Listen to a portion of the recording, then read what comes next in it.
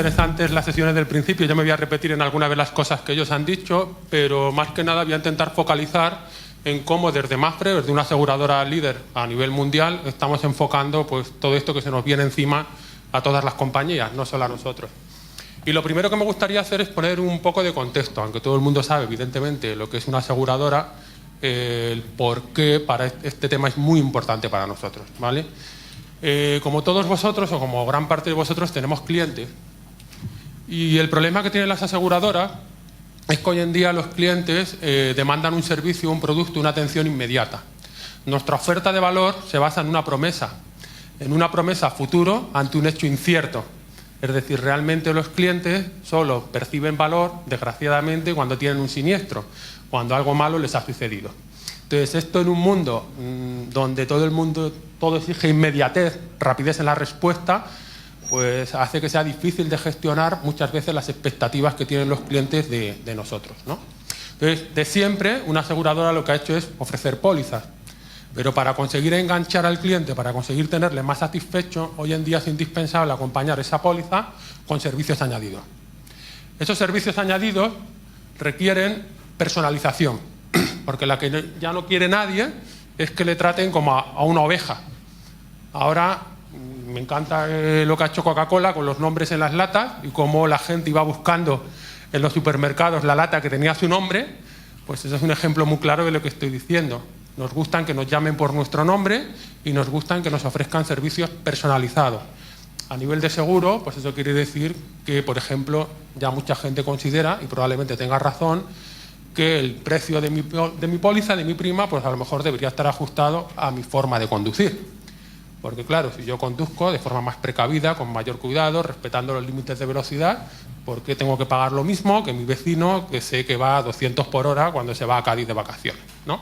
Entonces, esa personalización requiere analizar los datos y tomar decisiones en base a los datos.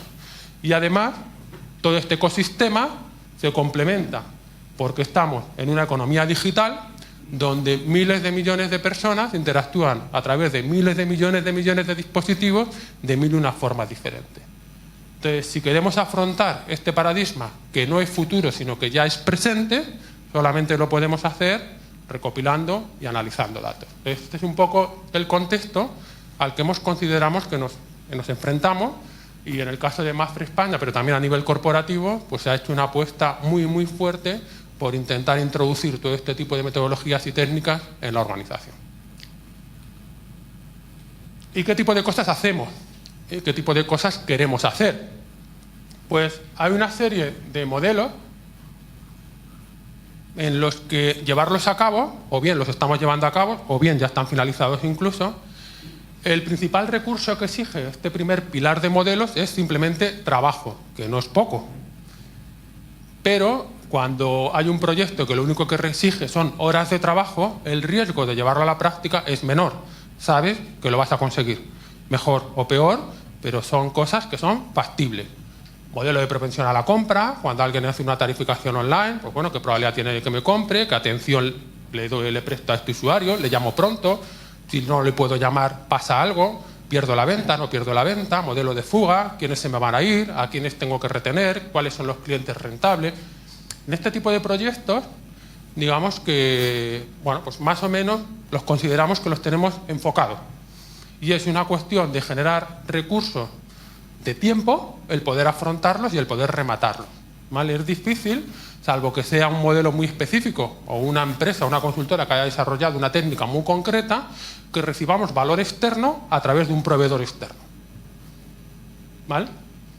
Hay una serie de modelos un poquito más avanzados en el que quizás sí reconocemos que bueno, pues estamos en un punto que lo estamos atacando, pero que todavía nos falta algo. No sabemos de dónde puede venir, y ahora comento algunos de los problemas que, como estamos teniendo nosotros, creo que están teniendo la mayoría de las grandes compañías.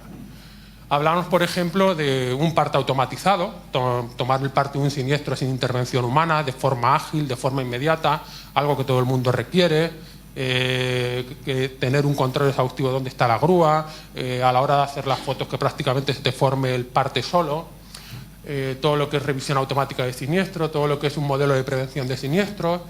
No ya predecir quién va a tener un siniestro, No se trata de eso, ¿no? Y sobre todo en salud es muy destacado, sino de evitar que tengan lugar los siniestros, ¿no? Y aquí incido mucho en el tema de salud. Hay veces que la gente puede decir, bueno, es que las aseguradoras, cuando vas al hospital, claro, no les interesa que vayas al hospital, pero es que al paciente tampoco. O sea, no olvidemos que cuando alguien va al hospital es que ha pasado algo malo. Es decir, ¿qué nos interesa? Tener un buen sistema de prevención que de antemano nos envíe propuestas de menú, de actividad física, de médicos y que evite que tengamos un infarto, ¿vale? Por supuesto, si vamos al hospital, que nos traten de la mejor forma posible. Pero el foco, y en donde coincidimos los intereses de cliente y de compañía, es en la prevención. Es decir, cuanto mejor sea el sistema de prevención de salud, mayor es la esperanza de vida del cliente, mejor son los sustos que se va, o menores son los sustos que se va a llevar, y claro, a la compañía también le interesa. O sea, ahí es donde tenemos un win-to-win, ganan ambos. Ganan ambos. Entonces, esto es un poco la filosofía que debe cambiar. Es decir, al final siempre hay que encontrar puntos de unión entre los intereses del cliente y los intereses de la compañía. Que los hay y es posible trabajarlos, ¿no? Y el caso de la prevención es, claro, prevenir antes que curar. ¿De acuerdo? Luego, por supuesto, en el caso de que pase algo, siempre la mejor atención.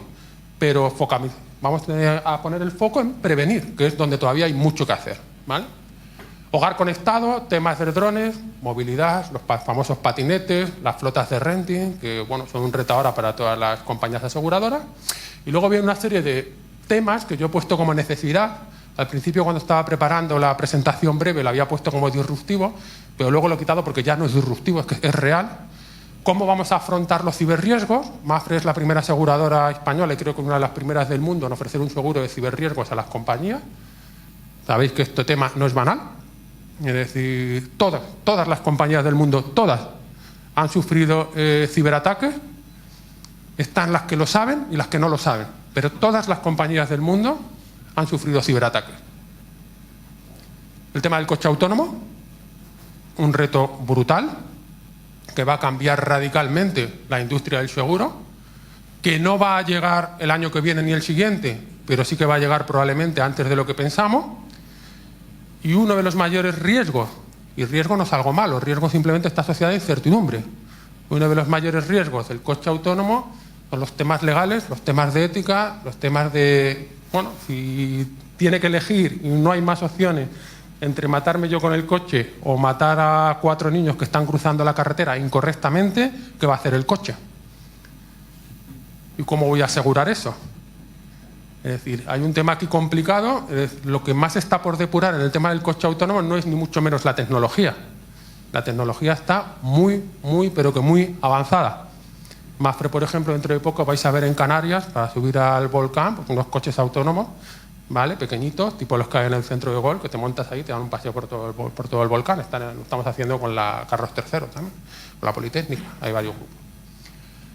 Y esto está ahí, ¿no? Pero a nivel de ética, a nivel legal, ¿cómo vamos a reaccionar? Es decir, ¿cómo vamos a poner las medidas de seguridad en el coche para evitar que un ciberdelincuente entre y nos quite el control del coche? Que eso puede pasar.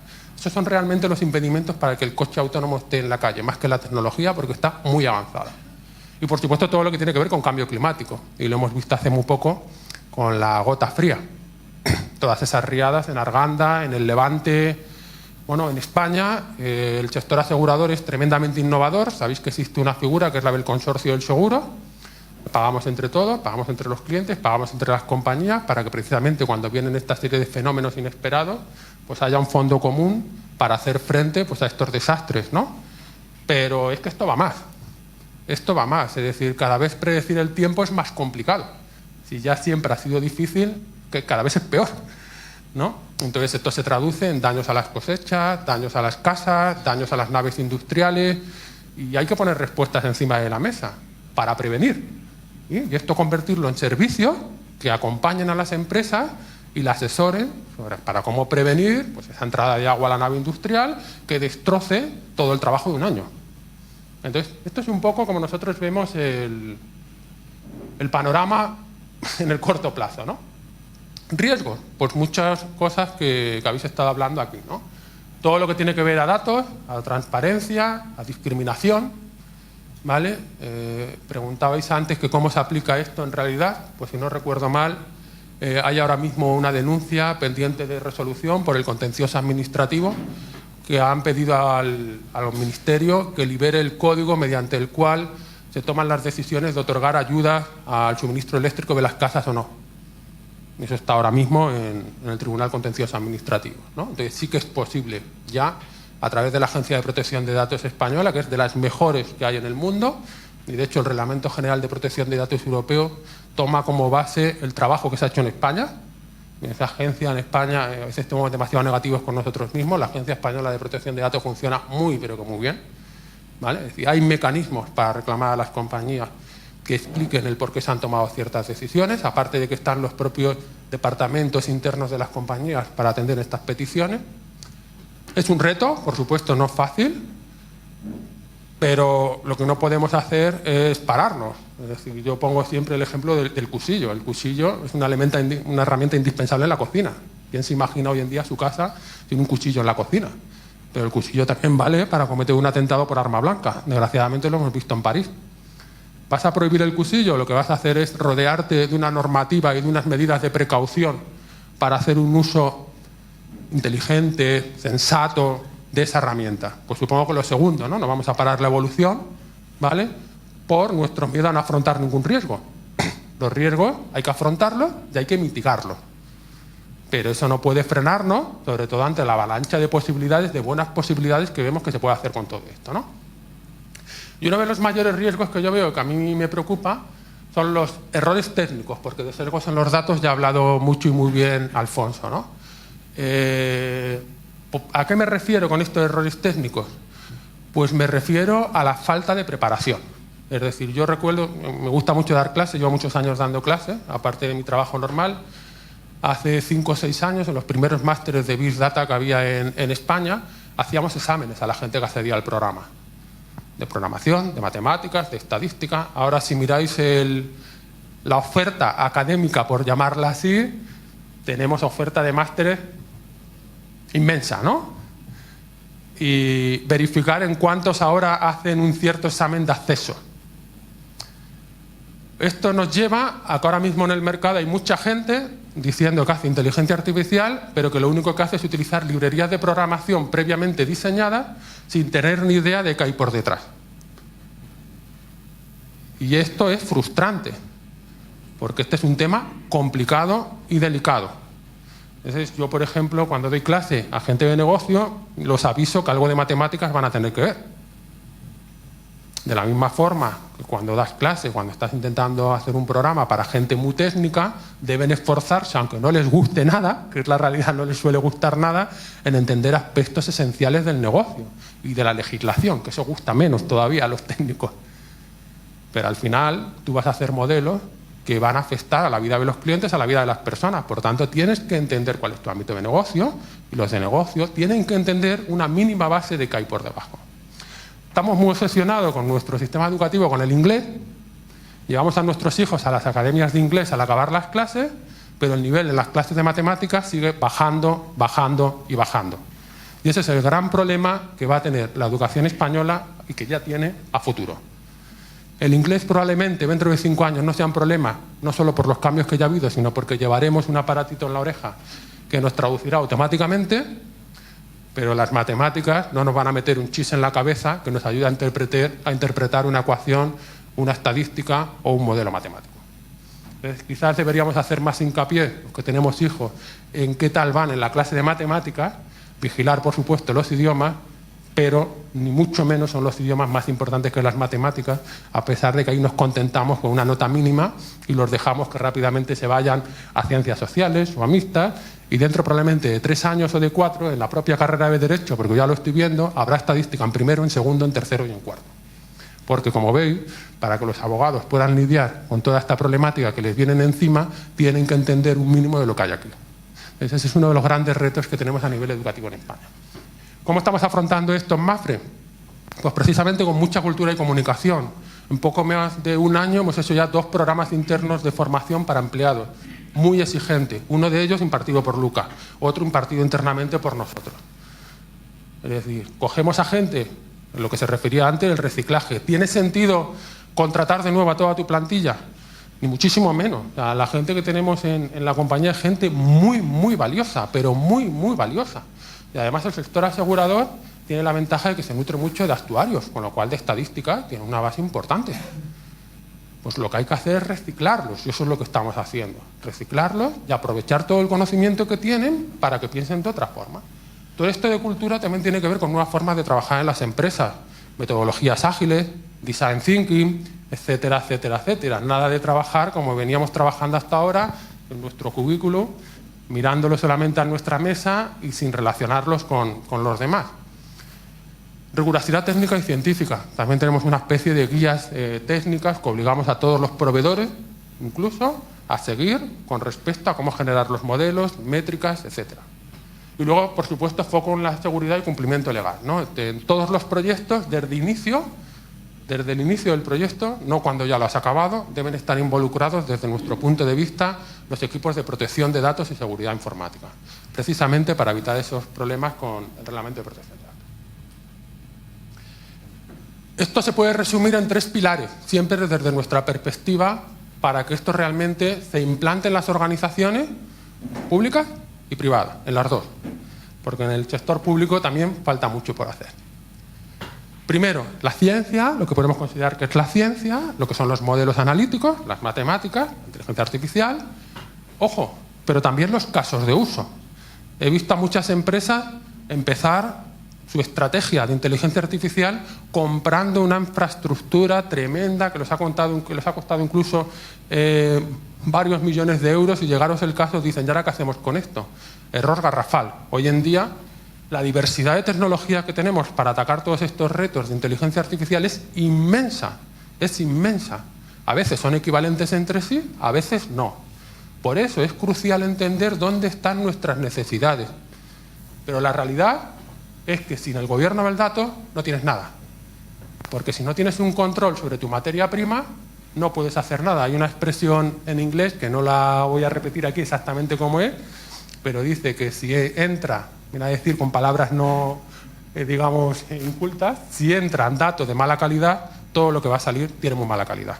Hay incluso trabajos de Google, incluso también de Microsoft, donde se han probado a resolver el mismo caso de uso con datos normalitos y modelos tremendamente complicados, o datos de calidad y modelos muy sencillos, muy simples. Pues ¿quién creéis que habéis ganado? ¿El primero o el segundo? El segundo, por goleada. Y lo que viene a decir es que concéntrate antes en tener datos de la mejor calidad posible, que en modelos tremendamente sofisticados que solo entiendan dos en la compañía, porque lo más probable es que a través del primer camino, a través de la mejora continua de los datos, es como tengas el mayor retorno. ¿Vale? Y de hecho ahí es donde nosotros tenemos el problema, y ahí es donde sí que nos pueden dar valor añadido otro tipo de proveedores, porque difícilmente nosotros tenemos tiempo para hacer esto. Cuando alguien piensa en inteligencia artificial aplicada al sector de seguro, a mí por lo menos cuando empecé a trabajar de forma más seria con el sector asegurador, pues uno de los primeros casos de uso que me viene a la cabeza pues son los siniestros leves. El típico bollo que te haces aparcando, o el típico golpecito, pero es un golpecito que no va más allá, ¿no? Lo tienes que llevar al garaje, tienes que esperar que vaya el perito a lo mejor no puede ir hasta 2 días siguientes. Pues es que está claro, es un golpecito de nada, es que me he dado con la columna aparcado, ¿vale? Entonces, a mí me ha pasado que muchas veces vienen proveedores externos a decir, oye, que sabemos hacer este modelo, tal, y nosotros también tenemos gente que da clase en la universidad de Deep Learning y estas cosas, nosotros también sabemos hacer este modelo. El problema no es que tú lo sepas hacer y yo no, que yo también lo sé hacer. El problema es que efectivamente nosotros podemos tener muchas fotos de auto, pero tenemos las fotos de auto tal y como hay que tenerlas, como decía también Marta, para que se puedan aplicar estos modelos. Pues muchas veces no, os podéis imaginar, pues un perito hace sus fotos y las tiene él, o unas fotos están en un PDF, otras fotos están en un informe que es un Word. ¿Y cómo necesitamos las fotos para hacer un modelo de estas características? Pues claro, necesitamos muchísimas fotos, fijaros en el detalle, que lo he puesto a posta, de la matrícula tapada, anonimizada, sin dato identificativo, donde, además, de alguna forma, se haya marcado qué es lo que el modelo debe detectar. Claro, al modelo, estos modelos de inteligencia artificial hay que enseñarles. ¿vale? No aprenden de una palabra de la nada. No, hay que decirles, oye, mira, yo te paso un montón de ejemplos y lo que tienes que hacer es replicarme lo que pasa en estos ejemplos. Es decir, cuando te pase una foto en bruto, por decirlo así, tú me pongas un cuadradito donde está el daño y me aparezcan las coordenadas, por ejemplo, del daño, me aparezca si es un daño grave, medio o leve, por ejemplo, ¿vale? Entonces, ese material es muy difícil de conseguir. Evidentemente, un perito a día de hoy, cuando te hace un reportaje, cuando te perita un siniestro, no lo hace así. Porque hasta el día de hoy pues no había la posibilidad de que luego una máquina te automatizase eso. Pero ahora sí, por tanto hay que ir cambiando la forma en que recopilamos las imágenes. Y ahí sí que se puede proporcionar valor añadido. Y ahí sí que están pues empresas, muchas veces, iba a decir los chinos, pero es verdad que hay gran adopción de esas empresas en China. Ahí es donde sí que hay muchas empresas proporcionando muchísimo valor a las empresas, a otro tipo de empresas, como nosotros, etiquetando imágenes. Es decir, en la capa de gobierno del dato, enriqueciendo los datos que nosotros tenemos, sobre todo los datos no estructurados, porque los datos típicos de facturas, de estructurados, etcétera, es más fácil que estén en situación idónea para generar modelos. Los datos no estructurados, imágenes, audio, texto, es más complicado. Ahí hay muchas empresas otorgando valor, por lo menos algunas, no muchas, enriqueciendo los datos para que se puedan aplicar ese tipo de modelos más sofisticados que es lo que realmente luego se traduce en esa aplicación, que llama la atención, que genera inmediatez, que genera flexibilidad, ¿no? Y por último, y ya acabo, somos muy críticos con nosotros mismos, pero después de toda esta crítica frente al gobierno del dato, frente a la dificultad de levantar casos de uso, viene la calma, ¿no? Y ser un poco realista. No somos Google, no somos Amazon, no somos Microsoft, pero es que sería muy injusto compararnos con Google, con Amazon, con Microsoft. Porque en el caso de Mapfre, en el caso de otras tantas empresas, somos unas empresas con una historia que no tiene ninguna de ellas. Somos unas empresas, algunas nacieron en el siglo XIX, finales del siglo XIX, otras principios del siglo XX. Entonces, somos unas empresas que llevamos una tradición de herramientas y una tradición de datos que estas empresas no tienen, ya han nacido en un entorno digital. Nosotros no, y no podemos tirar a la basura toda nuestra historia. Tenemos que evolucionar, pero en línea con nuestra historia. Por tanto, paciencia, ¿vale? No nos comparemos con unas empresas que han nacido en fechas muy recientes de forma digital. Seamos conscientes de nuestros orígenes, ¿vale? Que estemos orgullosos de nuestros orígenes, seamos conscientes también de que tenemos mucho que mejorar, pero con paciencia, manteniendo nuestra historia, ¿vale? Sin prisa, pero sin pausa. Es un poco la conclusión final que quería transmitir. Gracias.